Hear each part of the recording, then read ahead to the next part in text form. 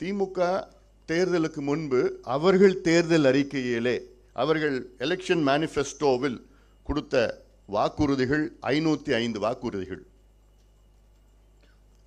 அதில் அவர்கள் முழுமையாக நிறைவேற்றப்பட்ட வாக்குறுதிகள் 66, அறகுறையாக நிறைவேற்றப்பட்ட வாக்குறுதிகள் 66. அதுவும் ஆக நிறைவேற்றப்படாத வாக்குறுதிகள் 373.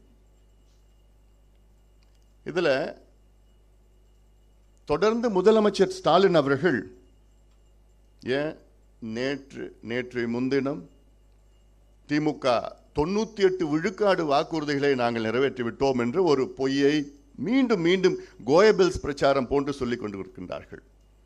98 விழுக்காடு, ஒரு நாளில் 90ன்னு சொல்றாரு, ஒரு நாளில் 100ன்னு சொல்லிட்டாரு.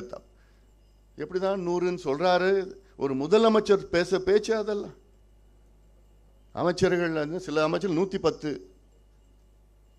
இதெல்லாம் ஏதாவது தமிழ்நாட்டு மக்கள் என்ன அவ்வளோ ஏமாளிகளா? ஆக கிட்டத்தட்ட 439 வாக்குறுதிகளை நிறைவேற்றாத திமுக அரசு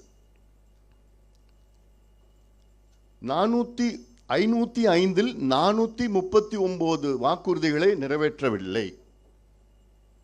இதில் பர்சன்டேஜ்னு பார்த்தீங்கன்னா கிட்டத்தட்ட அவர்கள் நிறைவேற்றியது 12.94%.